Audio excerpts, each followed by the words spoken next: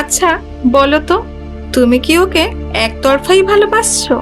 মানে ও তোমার জন্য পায়ের পাতাটাই ভেজাতে চাইছে না, আর তুমি তার জন্য জলে একেবারে ডুবে মরছো।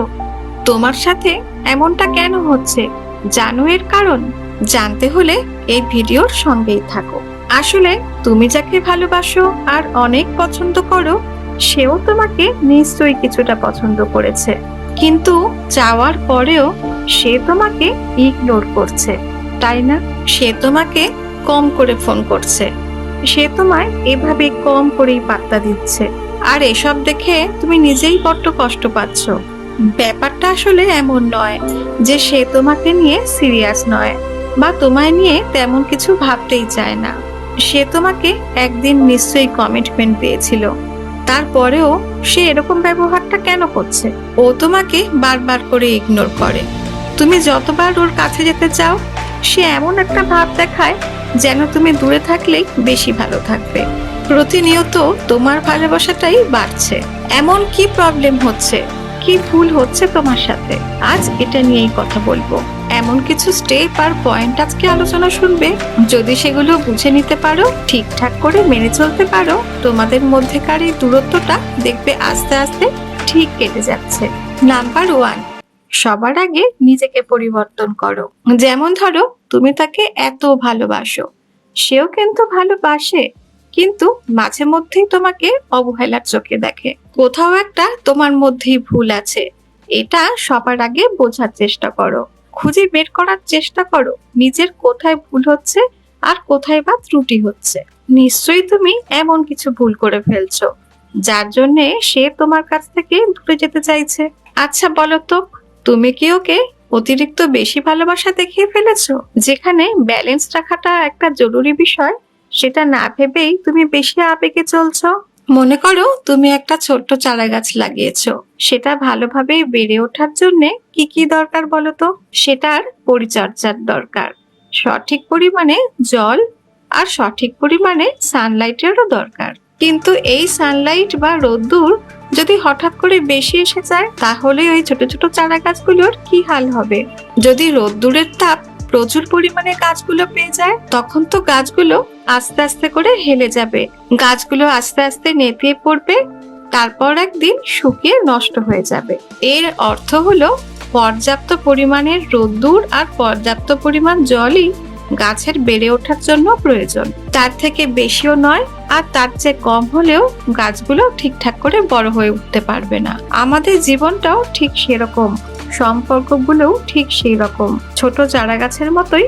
তার জন্যে যত্নের বা পরিচর্যার প্রয়োজন, সঠিক পরিমাণ ভালোবাসাটাই প্রয়োজন, ঠিক ওই গাছগুলোর মতো। তুমি এমনই এক মানুষকে দিনের পর দিন ধরে ভালোবাসা দেখিয়ে যাচ্ছ, যার ওটা না হলেও চলবে। এইবার থেকে ভালোবাসা দেখানোর ক্ষেত্রে তোমাকে একটা লাগাম টানতে হবে, একটা ব্যালেন্স ওয়েতে চলতে হবে। অতিরিক্ত বেশি ভালোবাসা প্রকাশ করাটাও সম্পর্কের জন্য হানিকারক হতে পারে। নাম্বার 2, তোমার ইনসিকিউরিটিও তোমাদের সম্পর্ক খারাপ করে ফেলছে, সেটা হয়তো তুমি প্রথমে বুঝতে পারোনি। সম্পর্ক কয়েক বছরের পুরনো হয়ে গেলে কি তোমার মনের মধ্যে আত্মবিশ্বাসের অভাব ঘটে? তুমি কি মনে মনে ভয় পাও যে ও কি আমায় ছেড়ে সত্যি কোনদিন চলে যাবে? নাকি ও এখন কি করছে, কার সাথে কথা বলছে, কোনো নতুন ছেলে বা কোনো নতুন মেয়ের সাথে পরিচয় হলো না তো? সারাক্ষণ কি এগুলো নিয়ে চিন্তা করো আর এইভাবেই ইনসিকিউর থাকো? ও কোথায় যাচ্ছে, কি করছে, আর কার সাথে মিশছে? বোধহয় কিছু খারাপ হচ্ছে আজকে আমার সাথে, এইসব কি সারাক্ষণ মাথার মধ্যে ঘোরাফেরা করে? এত ওভার থিঙ্কিং করে শুধু নিজের শরীরটাই তুমি খারাপ করছো। তুমি যখন তোমার পার্টনারের সাথে কথাবার্তা বলছো, সেই ইনসিকিউরিটির ফিলিংসটা তুমি কোনোভাবে ছড়িয়ে ফেলছো, মানে ওর কাছে প্রকাশ হয়ে যাচ্ছে যে তুমি নিজেই একটা ইনসিকিউরিটির মধ্যে রয়েছো। তার চেয়ে এটাই ভাবো যে আমার মনের জোর আছে, আমার আত্মবিশ্বাসও আছে, যে আমাকে ভালোবাসে সে ঠিক আমাকেই ভালোবাসবে। তার জন্য এতবার করে ইনসিকিউরিটি ফিল করার কোনো দরকার নেই। নিজের মধ্যে নিজের আত্মবিশ্বাস ঠিকঠাক রাখার চেষ্টা করো। তুমি এটাই ভাবো, আমি তো জানি যে আমার পার্টনারের সাথে আমার এত বছরের সম্পর্ক, আমাদের ভালোবাসার উপর আমাদের বিশ্বাস আছে, আর ও একজন ম্যাচিওরড মানুষ, ও ঠিক জানবে যে কোন কাজটা করা ওর পক্ষে ঠিক আর কোনটা ওর পক্ষে ভুল হবে। নাম্বার 3, সম্পর্ক কয়েক বছরের পুরনো হয়ে গেলে নতুন করে চার্মিং অ্যাড করার চেষ্টা করো। ব্যাপারটা আসলে কিরম বলো তো? মনে করো তুমি তোমার পছন্দের কোনো মুভি একবার দেখেছিলে, তুমি তারপর সেটা দ্বিতীয়বারও একদিন দেখলে, এর কিছুদিন পরে তুমি সেটা তৃতীয়বারও দেখলে, কিন্তু প্রথমবার যেরকম আনন্দটা পেয়েছো দ্বিতীয় বা তৃতীয়বার দেখার সময় আনন্দটা নিশ্চয়ই কোথাও একটু ফিকে হয়ে যায়, তাই না? ঠিক সেরকমই আমাদের সম্পর্কের ক্ষেত্রেও যদি তুমি একই ধরনের টপিক, একই ধরনের গল্প, একই টাইপের কথাই বারবার বলতে থাকো, তাহলে সম্পর্কটাও একটু একঘেয়ে হয়ে যেতে পারে। যখন মানুষ কোনো জায়গায় একঘেয়েমি ফিল করবে বা বোর ফিল করবে, তখন তারা অন্য জায়গায় অন্য টপিকে যাওয়ার চেষ্টা করে। যেমন এখন হয়তো সে বন্ধুদের সঙ্গে সময় কাটাতেই বেশি পছন্দ করছে, বিকজ তুমি নিশ্চয়ই সেরকম ইন্টারেস্টিং কথা আর বলতেই পারছো না। কিংবা হয়তো আজকাল সে দূরে কোথাও বেড়াতে যেতে চাইছে, মানে দূরে কোনো ট্রাভেলের মাধ্যমে সে আনন্দ পেতে চাইছে। তুমি কি ওকে সেক্ষেত্রে বারবার বাধা দিচ্ছ? না না, এরকম ভুল কাজটা করা উচিত নয়। ওর জীবনে ছোটখাটো কাজে বাধা সৃষ্টি করা নয়। এমন কোনো টপিক খুঁজে বের করার চেষ্টা করো না যেখানে দুজনেরই সমান আগ্রহ আছে, যাতে তোমরা দুজনেই একসঙ্গে আবার খুশি থাকতে পারো। এইভাবেই তোমাদের সম্পর্কটা আরো চার্মিং হয়ে উঠতে পারে, যেখানে ঘন্টার পর ঘন্টা বসে থাকলেও বা গল্প করলেও তোমাদের কখনোই বোরিং লাগবে না। যদি এমন কোনো টপিক তোমার মাথায় না আসে, তাহলে অবশ্যই তার পছন্দ অপছন্দের কথা মাথায় রেখে তোমার চলা উচিত। নতুন করে গল্প তৈরি করার চেষ্টা করো। নাম্বার 4, অভিমানী হতে হবে, কিন্তু বেশি রাগী হওয়া যাবে না। সেলফ রেসপেক্ট থাকা অবশ্যই জরুরি, কিন্তু ইগো নয়। তোমার সঙ্গীর সাথে তোমার সম্পর্কটা একটু দুষ্টু মিষ্টি হতেই পারে। সে একটু কল করতে দেরি করছে বলে বা টেক্সটের রিপ্লাই দিচ্ছে না বলে সঙ্গে সঙ্গে কি মাথা গরম করে ফেলছো? এর জন্য তুমি অভিমান করতেই পারো, কিন্তু তোমার ক্ষেত্রে কি হচ্ছে বলো তো? তুমি হয়তো প্রথমে অভিমান করছো, কিন্তু এরপর দেখা গেল তোমার সঙ্গী সে অভিমান তো ভাঙাচ্ছেই না, উল্টে সে আবার রাগ দেখানো শুরু করলো।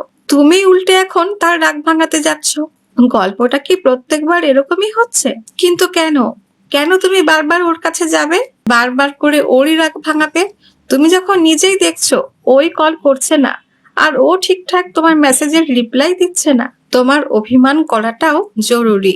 রাগ করারও তোমার একটু অধিকার আছে, কিন্তু অভিমান করে পরিস্থিতিটা এমন যেন না হয় যে সে তোমাকে একেবারেই পাত্তা দিচ্ছে না আর তুমি ওর পেছনে দৌড়ে বেড়াচ্ছ, তুমি আবার তার রাগ ভাঙাতে চলে যাচ্ছ। এমনটা যেন না হয়। অভিমানটা ততক্ষণই ধরে রেখো যতক্ষণ না সে নিজে না আসে কথা বলতে। নাম্বার 5, আমাদের পৃথিবীতে প্রকৃতি আমাদেরকে কিছু শেখাতে চায়, তাই ইউনিভার্সের এই লটা তোমাদেরকে আগে বুঝতেই হবে। ইউনিভার্স আমাদেরকে কিছু শিক্ষা দিতে চায়। যখন আমরা লাইফে রিলেশনশিপের ব্যালেন্সটা হারিয়ে ফেলি, এর মানে বুঝতে হবে তোমার কোথাও একটা নিশ্চয়ই ভুল হচ্ছে। প্রকৃতি তোমাকে কিছু ন্যাচারালি শেখাতে চায়। যদি তুমি চাও এই পরিস্থিতি থেকে বেরিয়ে আসতে, তাহলে নেচার থেকে তোমায় কিছু শিখতেও হবে। হয়তো তোমাকে ইউনিভার্স কিছু বলছে, হয়তো ইউনিভার্স তোমাকে বলছে যে তুমি সবার আগে নিজেকে শেখাও, নিজের দিকে মন দাও, নিজেকে উন্নত করার চেষ্টা করো, নিজের ভ্যালু নিজে দাও। ইউনিভার্স আরো বলছে তুমি সেলফ লাভ করতে শেখো, নিজেকে নিজে আগে ভালোবাসো। নিজে ভালো থাকলে দেখবে অন্যান্য সমস্ত কিছুই সমস্যাগুলো সহজ হয়ে যাচ্ছে। শুধুমাত্র লাইফটাকে সম্পর্কের টানাপোড়েনের মধ্যে বেঁধে রেখো না, এর বাইরেও তো তোমার কিছু কাজ আছে। তুমি কি পৃথিবীতে শুধু জন্মেছো কষ্ট পেতে, নাকি অন্যের রাগ ভাঙাতে? বলো তো। আরো অনেক কিছু তো আছে দেখার, শেখার, জানার আর বোঝার। সেই জিনিসগুলোতে মন দেওয়ার জন্য বলছে তোমাকে প্রকৃতি। এটাও বলছে তোমার সম্পর্কে ব্যালেন্স নেই, তার কারণ তুমি অতিরিক্ত কিছু করে ফেলছো। যে তোমার জন্য পায়ের পাতাটুকু ভিজাতে চায় না, তুমি তার জন্য ডুবে পড়ছো নাকি? এই ভুলটাই তোমাকে সবার আগে বুঝতে হবে। সম্পর্ক যদি ভালো না যায়, তাহলে নিশ্চয়ই কিছু একটা শিখতেই হবে তোমাকে প্রকৃতির থেকে। যেদিন সেই শিক্ষাটা তোমার কমপ্লিট হবে, দেখবে এই খারাপগুলো হওয়া, এই অবহেলাগুলো পাওয়াও তোমার ধীরে ধীরে বন্ধ হয়ে যাবে। কিন্তু তুমি যদি এখান থেকে না শিক্ষা নিতে পারো, তোমার পার্টনারকে চেঞ্জ করে ফেললেও বারবার তোমাকে একই সমস্যাকেই ফেস করতে হবে, সেম সিচুয়েশনটা আবারও ক্রিয়েট হতে পারে। তাই জন্য নিজেকে চেঞ্জ করো, নিজের গুরুত্ব বোঝো, নিজের মনের কদর করো, নিজের মনের পরিচর্যা করো, নিজের শরীরেরও যত্ন নাও। আমি এই কয়েকটা বিষয় নিয়ে কথা বললাম, অবশ্যই ফলো করো। আর দেখো তোমার জীবন সত্যি সত্যি বদলে যায় কিনা। সে তোমাকে পাগলের মতো আবারও চাইবে। আজকের ভিডিও শুনে যদি ভালো লেগে থাকে তাহলে অবশ্যই লাইক আর শেয়ার করে দিও, আর চ্যানেলটাকে সাবস্ক্রাইব করে আমার সাথেই থেকো।